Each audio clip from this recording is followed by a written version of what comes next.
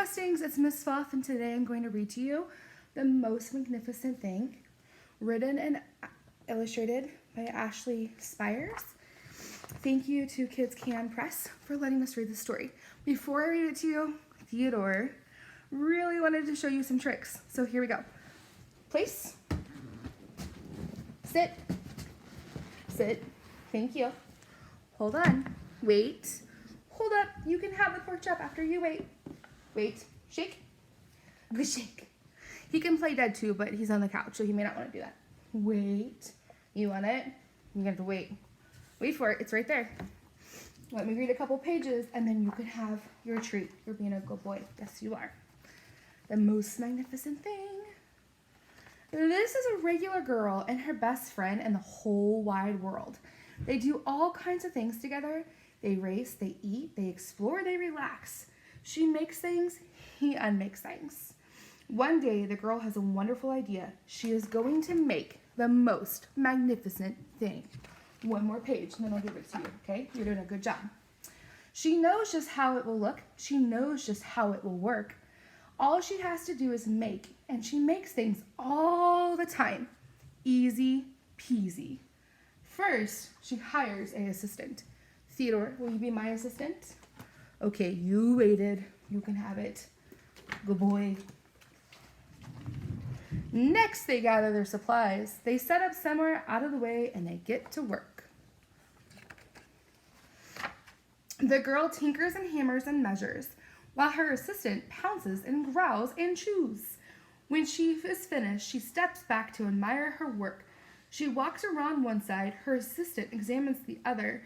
It doesn't look right. Her assistant picks it up and gives it a shake. It doesn't feel right either. They are shocked to discover that the thing isn't magnificent or good. It isn't even kind of sort of okay. It's all wrong. The girl tosses it aside and gives it another go. Have you ever had something where you're trying to make it and it's just not working out? That can be kind of frustrating. See, Theodore? There's a dog in there just like you. Ugh, hanker for the kisses. She smooches and riches and fiddles. Oops, sorry. She smoothes and riches and riddles. Her assistant circles and tugs and wags. When she is finished, she stands up, takes a long look at it. Her assistant gives it a nudge with his paw. The thing is still wrong. She decides to try again. The girl saws and glues and adjusts. She stands and examines and stares. She twists and tweaks and fastens. She fixes and straightens and studies. Looks like she is redesigning and trying to work through her problem. She tries all different ways to make it better. She makes it square. She makes it round. She gives it legs. She adds antennas. She makes it fuzzy. She makes it long, short, rough, smooth, big, small. One even smells like stinky cheese. But none of them are magnificent. I wonder what she's trying to make. Theodore, what do you think she's trying to make? Her hard work attracts a few admirers, but they don't understand. They can't see the magnificent thing that she has in her mind, and she gets mad. The angrier she gets, the faster she works. She smashes pieces into shapes. She jams parts together. She pummels them into little bits. Her hands feel too big to work, and her brain is still full of all the not right things. If only the thing would just work! Uh-oh, I think she just blew her top. When you're getting frustrated, what can you do? You can star, you can balloon, you can pretzel. My favorite is the pretzel, so I'm going to pretzel. Theodore, let's take 3 deep breaths. 1, 2, Theodore, last breath. 3, he's already gone. Crunch! The pain starts in her finger. It rushes up to her brain and she explodes. This isn't her finest moment. I'm no good at this. I quit. Her assistant suggests a walk.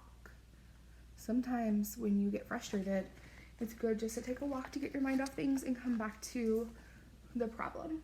It's not much help at first, but before long, she starts to feel different. Bit by bit, the mad gets pushed out of her head. As they stroll along, she comes across the first wrong thing she made. The bad feelings are about to start all over again. Then she notices something surprising. There are some parts of the wrong things that are really quite right. The bolts on one, the shapes of another, the wheel to seat ratio of the next. There are all sorts of parts that she likes.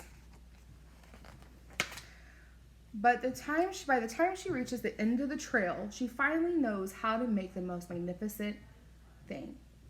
She gets to work. She works carefully and slowly, tinkering, hammering, twisting, fiddling, gluing, painting. Her assistant makes sure that there are no distractions. Like a squirrel. This is the perfect thing to ward off bears. This will stop the leak. This one's all wet. The afternoon fades into evening, and finally she finishes. She alerts her assistant. I wonder if we're going to find out what it is. The pair take a good long look. It leans a little to the left, and it's a bit heavier than expected.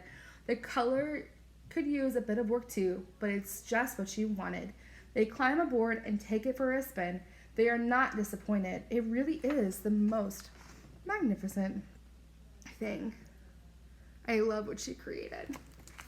All right, Mustangs. Till next time, thank you for letting me read you this book. Bye, guys.